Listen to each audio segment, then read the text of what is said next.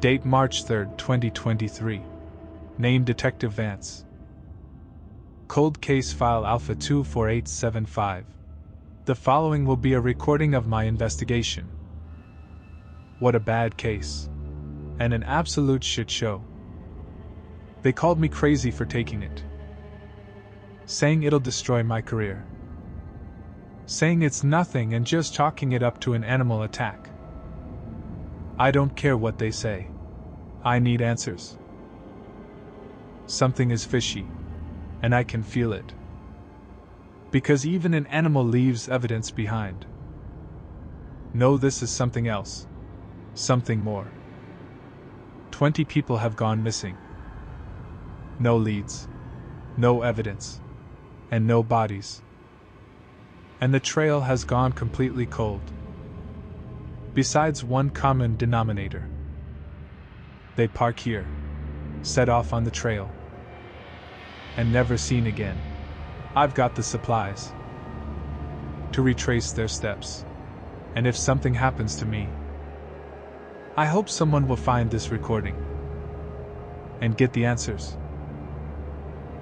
I grabbed my supplies, locked the car, and set out to the foot of the trail.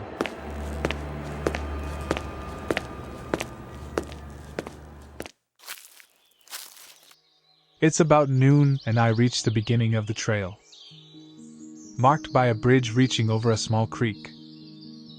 It's strange, it's such a peaceful place, and yet every bone in my body is telling me to turn back and don't cross this bridge. Maybe it's just my nerves of being alone in the woods with a potential killer on the loose. I don't know, but what I do know is my gut is also telling me to cross because I'll find the answers I seek. So without any more delay, I cross the bridge. As soon as I do, my nerves go away, and an urge inside of me is telling me to go further, so I do. I continue to walk down the trail, letting this urge guide me. Is it my gut? Is it my inner voice? Or is it something else? I guess we'll see.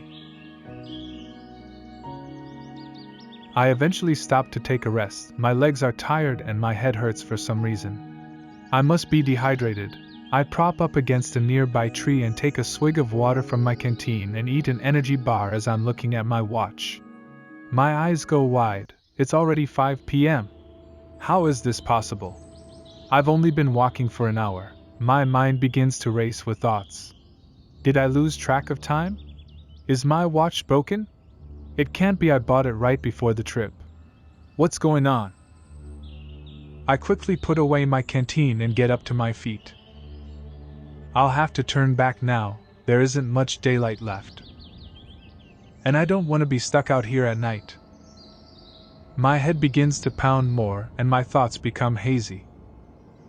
As I quickly turn around to make my way back.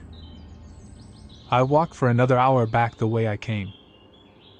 And it's all looking the same, it doesn't feel like I'm making progress. But I push on. Another hour goes by and my head aches even more as I look down at my watch to see it's still 5 p.m. Confused and scared, I scan my surrounding.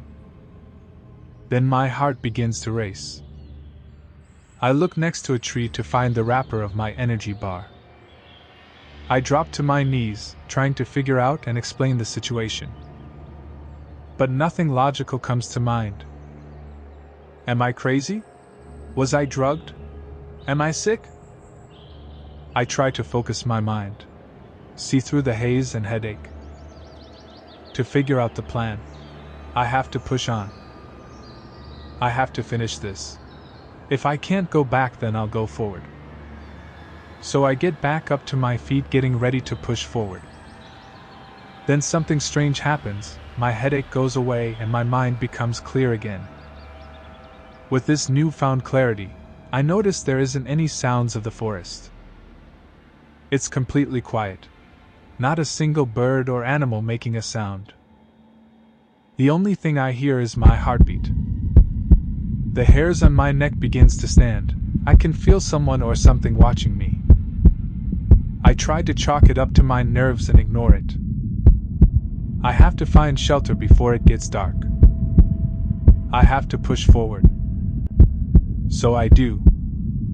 I run for what felt like an eternity. Sweating and exhausted, I push on. The sun is setting, so I run faster and faster. I don't want to be stuck out here with whatever or whoever is out here with me. I have to find shelter. As I finish thinking this, I come up to an old stone building. It looks like it's been here for hundreds of years. I think to myself, why is this out here? This is out of place? This isn't on the trail map. I push the thoughts aside and try to stay positive. It's shelter. It's almost dark. So this will be my home tonight. I push inside, to a confusing sight. The inside doesn't look like it matches the outside. It feels out of place. The geometry doesn't match. It didn't have a second floor. It wasn't this big from the outside. I try again to be rational and explain the situation so it made sense. But it was harder to shake this time. Whatever I thought, I'll try to explain it once I'm out of this mess. Once I find answers. So I explore this strange place.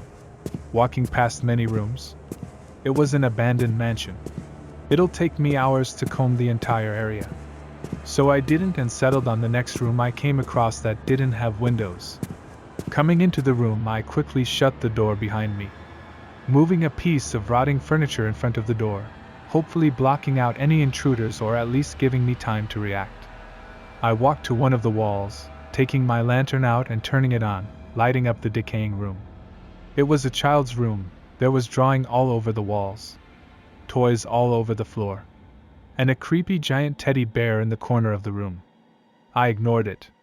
Propping my bag against the wall and setting the lantern next to my head, I lay down, finally relaxing, finally closing my eyes, and quickly falling asleep. Thank you for watching. It means the world to us. Please like, share, and follow for more. Comment what you want to see in part 2. Until next time, have a great day.